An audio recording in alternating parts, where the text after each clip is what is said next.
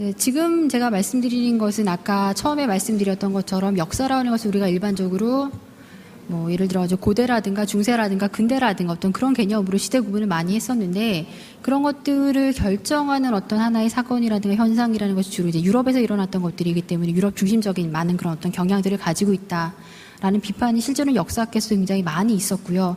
그러다 보니까 우리가 고대라든가 중세라든가 근대라는 시대의 구분조차도 실제로는 그 비슷한 패턴이나 특징을 가지고 있는 시대를 하나로 묶어서 쉽게 설명하기 위해서 만든 용어이기 때문에 좀 그런 유럽 중심적인 또는 유럽 지향적인 그런 용어가 가지고 있는 것들을 좀 완화시켜보고 좀 새로운 어떤 용어를 만들어보자라는 이제 그런 의미에서 저는 역사를 수렵 채집 시대라는 시대하고 농경 시대 그리고 이제 근대라는 이제 그런 세 가지로 구분을 하고 있습니다. 쉽게 말씀드리면 수렵 채집 시대는 여러분들이 잘 알고 계시는 구석기 시대라고 생각하시면 아마도 이해하시기 쉬울 것 같고요. 제가 이 부분에서 말씀드리고자 하는 것은 이제 인류라는 것이 어떻게 등장하게 됐는가, 인류의 등장이라는 것이 우리에게 어떤 의미를 가지고 있는가, 그리고 실제로는 인류가 한 특정 지역에서 등장해서 지구 전체로 이동하게 되는데 그 특정 지역에서 인류가 등장하게 된 소위 말하면 중요성이라든가 이유는 무엇인가, 이런 부분에 대해서 이제 학생들하고도 이야기를 했었고 실제로는 여기에 대해서 이제 많은 분들하고 이야기를 해보고 싶습니다. 6천만 년 전에 영장류라고 불리는 것이 이제 출현을 했다라고 이야기를 합니다. 영장류 잘 아시는 것처럼 뭐 원숭이라든가 오랑우탄이라든가 또는 고릴라 이제 이런 것들을 전부 다 통합하는 그런 명칭이라고 보시면 되고요. 2500만 년쯤에는 그런 영장류 중에서도 굉장히 몸집이 큰 대형 유니몬들, 예를 들어서 뭐 오랑우탄, 고릴라 이제 이런 것들과 호미노이드라고 불리우는 이제 두 가지 형태로 영장류들이 진화를 하기 시작하는데, 이 영장류들은 전부 다 아프리카 대륙에서 가장 먼저 등장했습니다. 그러니까 실제로는 우리가 인류의 역사라든가 또는 이제 뭐 여러 가지 소위 말해 인간의 등장이라든가 인간이 전 지구적으로 이동하게 되고 어떻게 인간이 인간만의 그런 역사를 만들게 됐는가라는 부분에서 아프리카라고 하는 지역이 굉장히 중요한 의미를 가지고 있습니다. 그래서 이제 제가 여기서는 아프리카 이야기를 좀 많이 이야기를 할 거고요. 이런 대형 유인원과 실제로 호미노이드라고 하는 두 가지 형태로 분리돼서 진화되기 시작하면서 호미노이드들 사이에서도 아까 말씀드렸던 돌연변이라는 것이 등장을 하기 시작합니다. 돌연변이라는 것이 굉장히 나쁜 의미, 소위 말하는 부정적인 의미, 우리들에게서는 사실은 나타나지 않아야 되는 어떤 그런 현상이라는 것이 아니라 그런 돌연변들이 발생하게 되고 이전에 나타나지 않았던 특징들이라든가 또는 여러 가지 현상들이 나타나게 되면서 이런 것들이 실제로는 인류가 등장하고 생존하는데 굉장히 유리한 방식들로 변화하기 시작합니다. 그러니까 사실상은 호미노이드들 사이에서 이런 돌연변이가 발생하지 않았다면 오늘날 여러분들의 조상뿐만 아니라 여러분들도 실제로는 여기 와서 앉아 계실 수 없다라는 거죠. 이런 돌연변이들이 계속해서 발생하게 되고 이런 것들이 아까 말씀드렸던 것처럼 생존에 굉장히 유리한 방식으로 보존이 되기 시작하면서 결국 인류의 조상이라고, 직접적인 조상이라고 부를 수 있는 호모사피엔스가 등장하기 시작합니다. 아까 대형 유인원과 호미노이드라는 두 가지 형태로 진화했다고 말씀을 드렸는데, 실제로 호미노이드라고 불리우는 그 소위 말하면 그러니까 뭐라고 말해야 될지 모르겠지만 예를 들면 고릴라와 인간의 중간 정도 되는 그런 형태라고 보시면 될 것 같아요. 그 호미노이드가 등장한 지역은 실제로 아프리카에서 등장을 했고 300만 년 정도는 계속해서 아프리카에서만 이제 발전을 했었습니다. 특히 아프리카에 보시면 오늘날 탄자니아를 중심으로 하는 동부 해안 지역에서 이런 호미노이드들이 맨 처음에 등장하고 또 진화하기 시작을 했는데, 근데 많은 이제 역사학자들 또는 인류학자들, 지질학자들 이제 물어봐요. 그럼 왜 하필이면 다른 지역도 아니고 아프리카의 동부 지역이냐?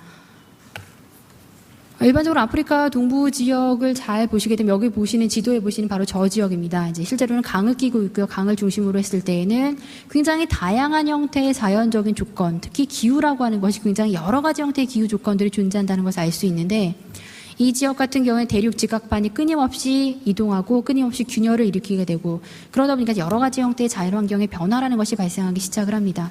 화산이 폭발한다던가, 그리고 나서 그런 화산재가 쌓이게 되면서 고원이 형성이 된다든가, 아니면 계곡이라든가 호수가 갑자기 비가 많이 오면서 그런 것들이 형성이 된다라든가, 또는 이제 그렇게 비가 많이 오게 되니까 실제는 숲이나 산림이라는 것이 사바나라든가 또는 열대 초원으로 변화된다든가, 이런 것들 때문에 실제로는 아프리카 다른 지역보다도 동부 지역에 굉장히 다양한 종류의 기후들이 존재하게 되고요. 결국 그 기후라는 것이 그 지역에서 어떤 동물이나 어떤 식물이나 또는 어떤 형태의 인류라고 하는 것이 등장하고 변화하는가를 결정하는 굉장히 중요한 요소로 작용을 하게 됩니다. 강수량이라든가 또는 지형이라든가 또는 주변의 여러 가지 지리적인 조건들, 이런 것들 때문에 결국은 굉장히 다양한 형태의 동물들 또는 식물들, 그런 것들이 분리되고 더 세분화되고 발전하고 진화하기 시작을 하고요.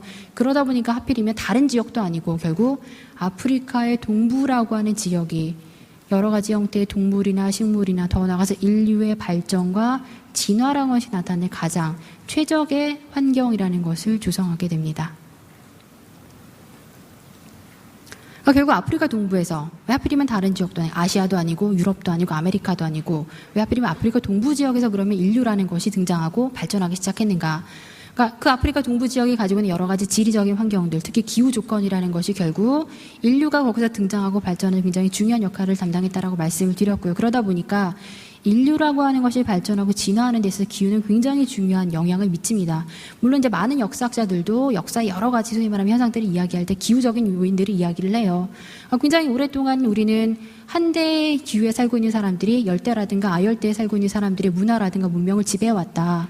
아열대에 살고 있는 또는 열대에 살고 있는 사람들 굉장히 천성이 게으르고 나태하기 때문에 그들을 한대 지역이나 온대 지역에 살고 있는 사람들이 통치하거나 지배하거나 또는 그들을 착취하는 것은 너무나 당연하다라는 것을 그렇게 굉장히 정당화해 왔었습니다.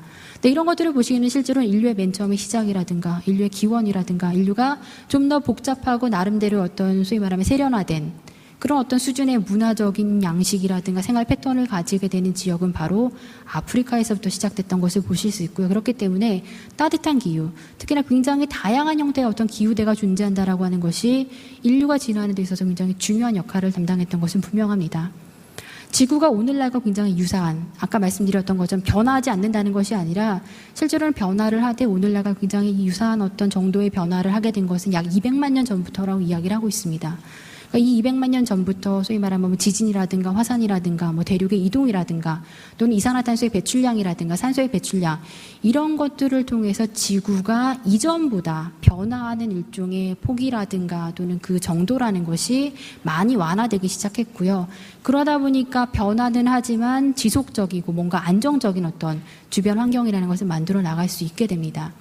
이렇게 기후가 변화하는 속에서 이제 인간이라고 하는 것이 등장을 하게 되고 결국 지속적으로 발전하게 되고 진화하게 되고 또 나름대로 여러 가지 소위 말하면 생존 방식이라는 것을 모색하기 시작하는데요. 여기 보시는 것처럼 이제 위에 보시는 거는 침팬지이고요. 근데 밑에 보시는 게 바로 그 호미노이드에서 이제 인류로 진화하는 이제 그런 모습들을 보여주고 있습니다.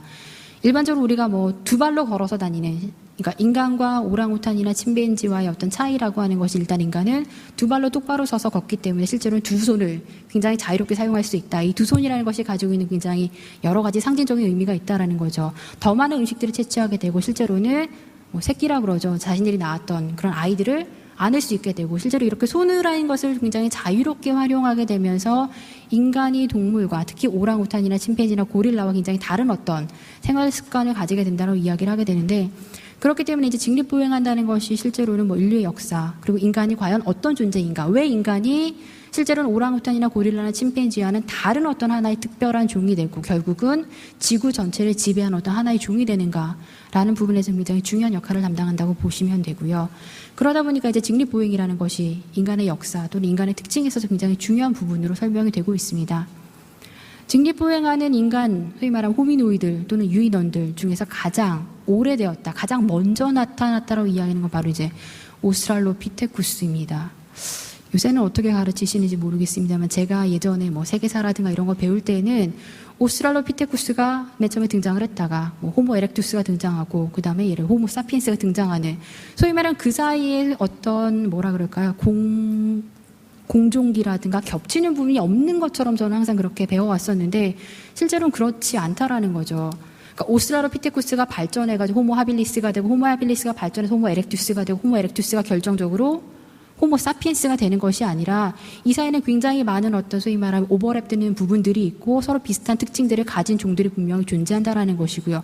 하지만 가장 최종적으로 봤을 때 우리의 직접적인 조상이라고 하는 어떤 현존하는 어떤 인류의 조상이라고 볼 수 있는 게 바로 이제 호모 사피엔스라고 이야기를 하고 있습니다.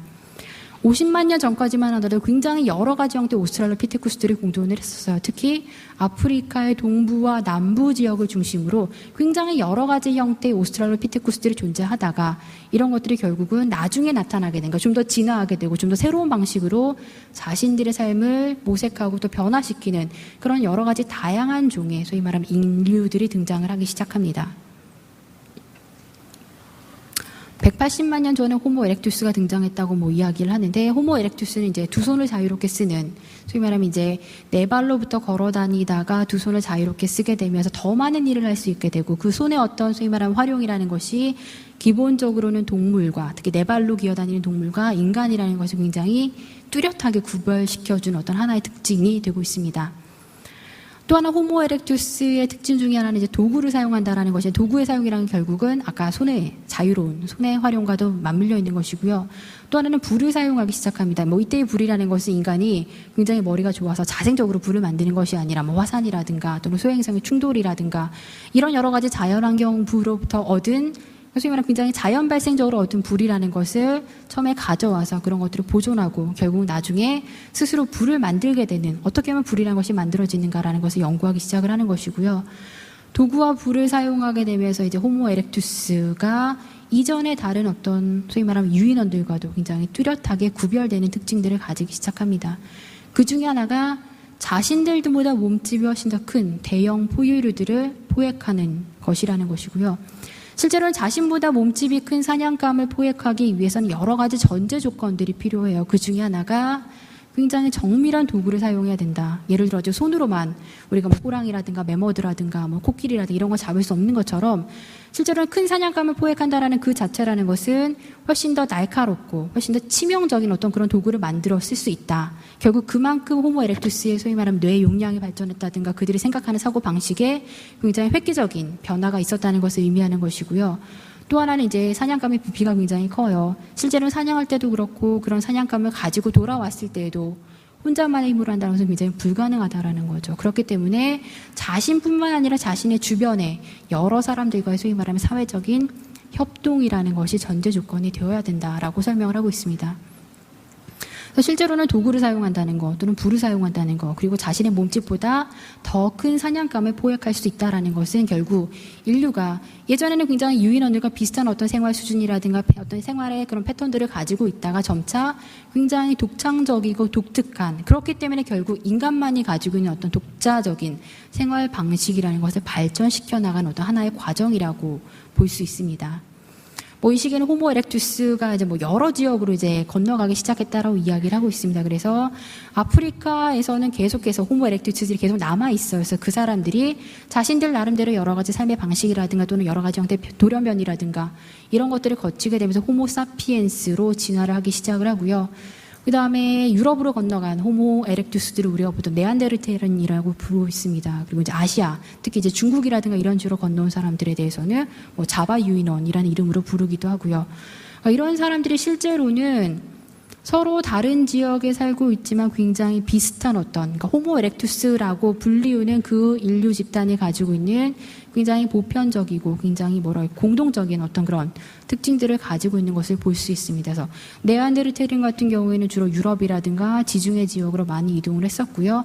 호모 에렉투스는 주로 이제 동아시아, 특히 중국이라든가 또는 동남아시아 지역으로 많이 이동했던 것들을 볼 수 있습니다.